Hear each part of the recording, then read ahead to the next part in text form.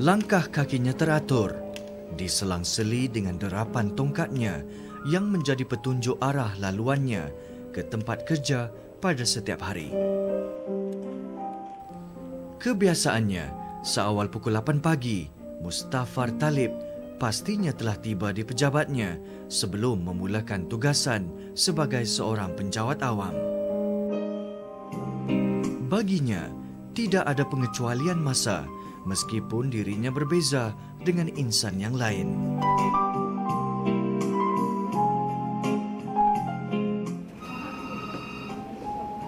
Assalamualaikum, Cik Mus. Waalaikumsalam, Cik Nadia. Apa khabar? Baik. Sihat kamu?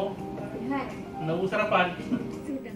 Mengalami masalah penglihatan sejak berusia 3 bulan akibat demam panas telah mengubah perjalanan hidupnya.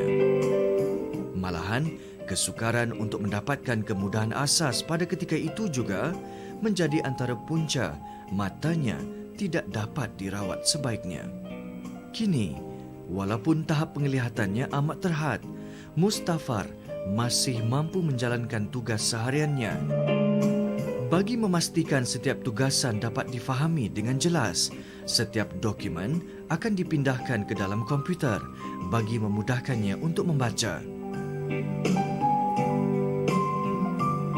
Menjadi seorang setiausaha pejabat bukan mudah untuk seorang insan yang mempunyai kekurangan sepertinya. Namun, ia bukan penghalang untuk Mustafar untuk membuat yang terbaik. Maknanya bilik mandi dia transparent semualah. Jadi kalau boleh agak Berasal dari Kuala Lumpur, insan istimewa ini mendapat pendidikan awal di Princess Elizabeth School di Johor Bahru sebelum meneruskan ke sekolah menengah Maktab Sultan Abu Bakar dan di St. John Institution di Kuala Lumpur.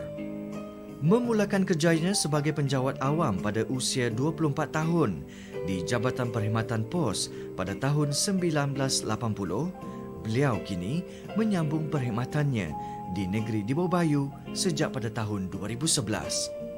Ketika mula-mula menjadi penjawat awam, beliau pernah dikritik kerana hanya kekurangan dirinya. Menurutnya, ramai yang beranggapan OKU tidak mampu untuk bekerja seperti insan normal yang lain. saya gunakan komputer ini menggunakan suatu sistem suara yang dipanggil JAWS. Maknanya kalau orang biasa dia akan baca skrin. Macam kami dia akan baca melalui suara.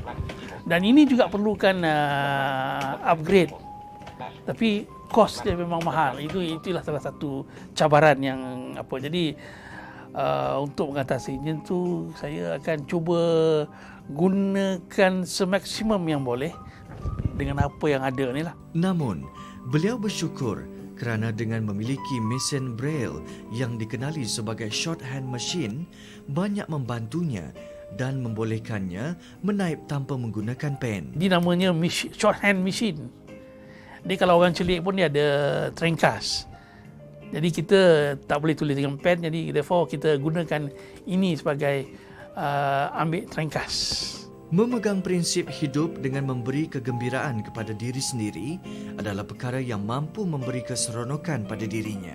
Macam seorang kawan saya yang senasib dengan saya ni, marilah kita bersatu dan kita cuba cari satu jalan yang boleh kita mengemukakan macam syur kepada pihak pengurusan supaya kita diberi kursus yang sesuai dan moga-moga pihak kerajaan akan terus mengambil kami bekerja di sektor awam. Mungkin kami agak slow sikit, tapi kita hidup kita bermula bukan terus berlari. Dan serupa apatah lagi macam kami. Kami pun perlukan benda-benda yang boleh membuatkan kami bergerak untuk kalau tidak pun dapat bersaing, kurang-kurangnya kami dapat ikut sekali. Harapannya, moga golongan sepertinya akan terus diberi peluang untuk bekerja dalam sektor awam. Pada usia yang mencecah 58 tahun ini, di masa lapang, Mustafar lebih banyak meluangkan masa dengan bermain muzik dan dengan kemahiran yang dimilikinya, dia mampu mengalunkan sebuah melodi yang indah. Menurut Mustafar lagi, semasa berusia 5 tahun, dia pernah menjalani pembedahan kecil yang dilakukan oleh seorang doktor dari Filipina bagi membantu memulihkan penglihatannya. Beliau yang mengalami sejenis penyakit dikenali sebagai glaukoma yang menyebabkan penglihatan semakin kurang dan menyebabkan buta. Bertemu jodoh untuk kali kedua dengan wanita pilihan hatinya yang berasal dari Sabah telah melengkapkan seri dalam hidupnya. Menceritakan detik perkenalan bersama isterinya sebelum diijab kabul pada tahun 2009, sememangnya Mustafar bersyukur kerana masih ada insan yang sudi berkongsi kasih padanya.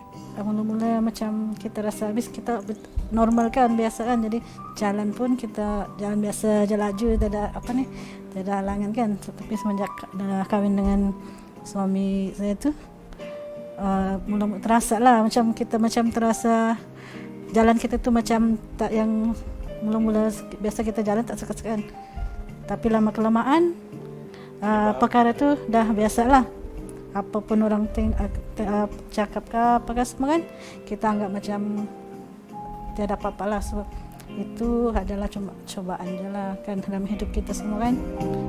Walaupun pelbagai rintangan dalam perhubungan mereka, namun takdir telah menentukan jodoh mereka sehingga mereka disatukan sebagai suami isteri.